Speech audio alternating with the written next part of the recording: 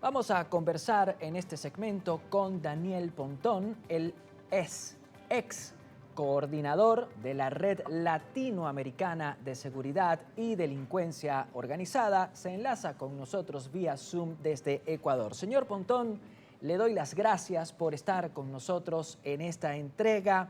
Quisiera conversar con usted acerca de la reciente condena a Ismael Zambada García, mejor conocido como El Mayo Zambada. Se trata de uno de los tres grandes fundadores del cártel de Sinaloa. Leyendo algunos titulares, lo que se suele repetir es que esta condena al Mayo Zambada, que estuvo precedida, por supuesto, a la condena a Joaquín El Chapo Guzmán, significa la caída definitiva del cártel de Sinaloa. ¿Realmente está acabado el cártel de Sinaloa o vamos a ver una transformación de esa organización criminal? Bienvenido. Bueno, muchas gracias, un gusto estar con ustedes. Bueno, una gran pregunta porque creo que es parte de la historia del narcotráfico y la captura de un objetivo de alto valor, un líder de una estructura tan peligrosa y tan compleja como el cartel de Sinaloa, se desestructura cuando obviamente se los atrapa a sus cabecillas o se los asesina, ¿no? También a veces hay asesinatos por medio. Obviamente eso genera un impacto en el mundo criminal, no podemos pasarlo como por alto.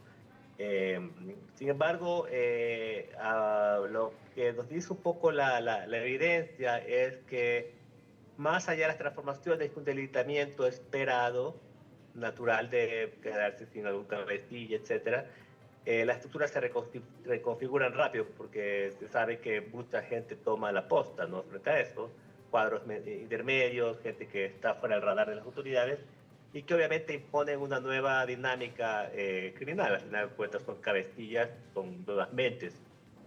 Pero también hay que tomar en cuenta el valor de, yo le digo, de la franquicia, por decirlo de una forma media paradojal, ¿no? De lo que significa ser el cartel de Sinaloa, que claramente es una etiqueta, es un nombre muy conocido en el mundo criminal, en el mundo también de la parte del mundo formal, que impone respeto, miedo y también de un área de reputación criminal.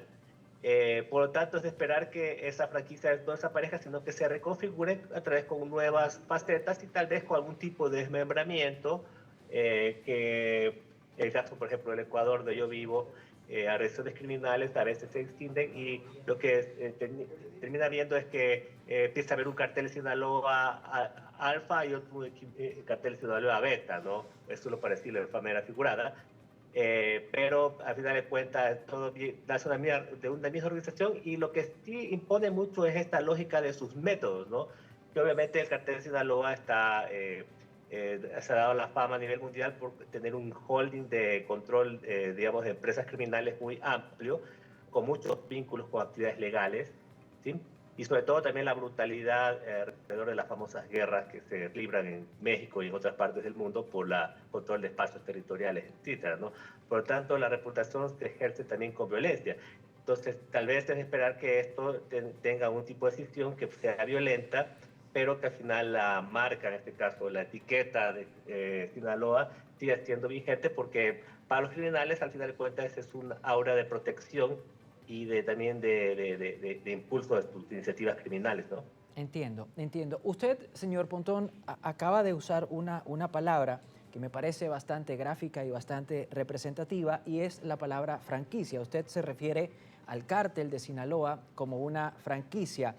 Esto nos hace pensar que muchas veces los cárteles del narcotráfico actúan como grandes empresas transnacionales, empresas por supuesto dedicadas al crimen, pero transnacionales al fin y al cabo.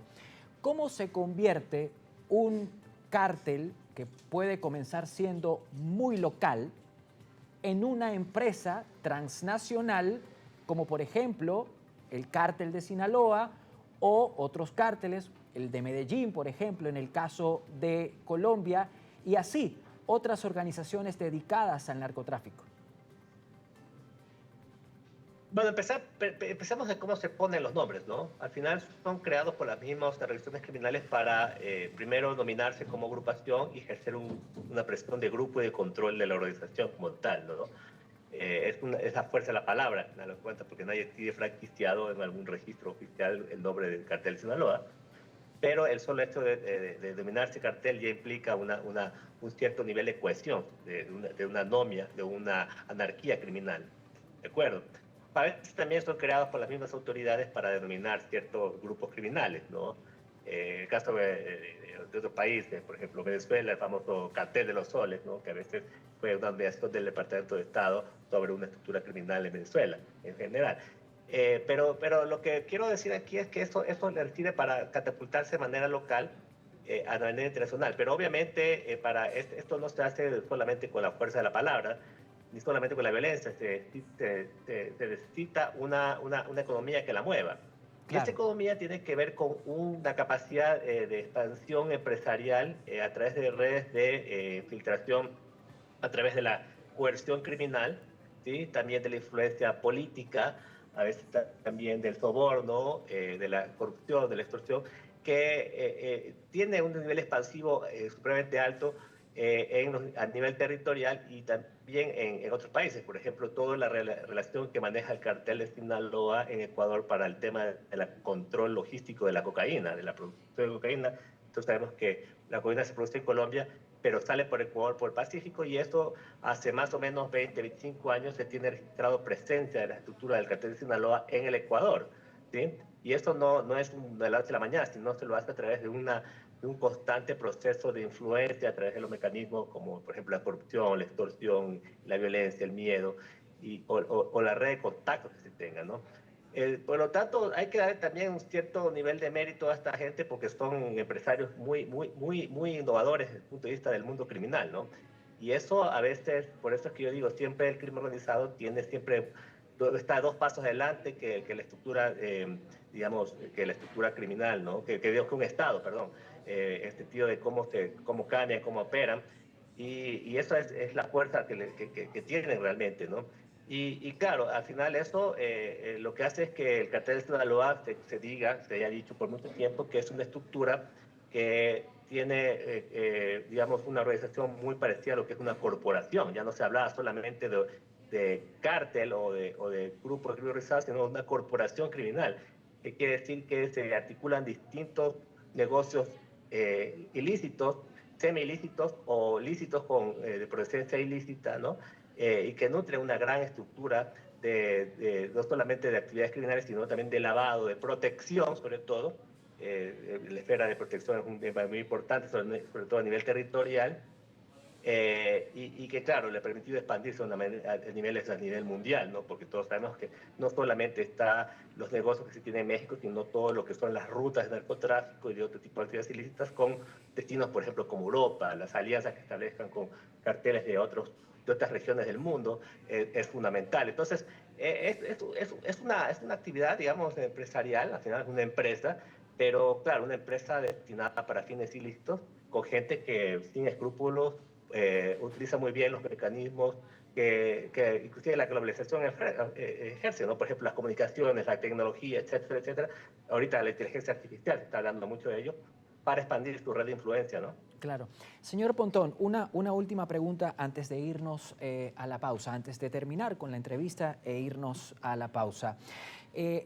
Según algunos expertos, como usted, en materia de seguridad, hasta hace un tiempo atrás los cárteles eran bastante verticales, es decir, tenían un líder o varios líderes que ejercían un gran poder sobre los subalternos. Entiendo, en función de lo que dicen estos expertos, que la estructura jerárquica ha cambiado dentro de los cárteles. Hoy en día, más que un líder definido, hay como que varios núcleos que interactúan entre sí, que tienen cierta autonomía, cierta independencia, pero interactúan entre sí, y son esos núcleos los que conforman los cárteles.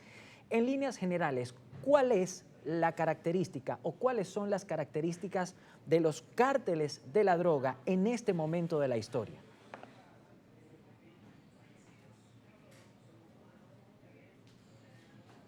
Bien, estamos teniendo algunos problemas con la conexión que establecimos hasta hace un minuto con el señor Daniel Pontón, ex coordinador de la Red Latinoamericana de Seguridad.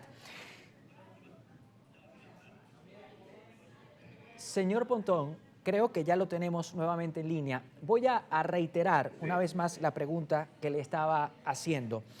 Según algunos expertos en materia de seguridad, hasta hace muy poco tiempo atrás, los cárteles eran verticales. Había un capo que dirigía básicamente al resto de los miembros del cártel. Hoy en día se tiene entendido que los cárteles operan de una manera distinta. Están conformados por núcleos más o menos autónomos que interactúan entre sí, que son los que conforman al cártel.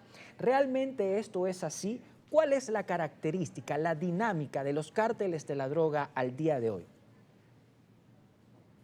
Bueno, eso es muy cambiante y de hecho, obviamente la estrategia de evitar la persecución penal o judicial de los países es parte de la dinámica, ¿no? Tener un cartel claramente identificado con cabecilla establecido siempre va a ser una exposición importante y que aumenta el riesgo de operación. Entonces, la organización de la criminal también es parte de la innovación. Y ahí cambia de organización, pero claro, te lo puse muy bien, porque también es lo mismo que pasa con el terrorismo. El terrorismo opera de forma más descentralizada, desconcentrada, con cierta autonomía en sus redes, pero al final siempre va a haber algo que los una en función de un interés común. Y ese interés común tiene que ver con el nombre de la franquicia, ¿no? Porque al final de cuentas esa cohesión, que se cumpla esos pactos tiene que garantizarse por algún tipo de vía y eso tiene que tener este intangible que se llama la reputación del mal, ¿no? La reputación de que si no cometes, no cumples tu palabra, va a venir una represalia. También está el tema de la protección, porque obviamente operar individualmente a veces genera también vulnerabilidad, no es lo mismo un cartel que o una organización de crimen organizado transnacional que un grupo local, por el tema de la capacidad de penetración a los estados. El crimen organizado se caracteriza como tales porque tiene una capacidad de penetrar a la estructura estatal. Bien, bien. Nuevamente hemos tenido problemas con la conexión que establecimos con el señor Daniel Pontón. Nosotros vamos a finalizar nuestra entrevista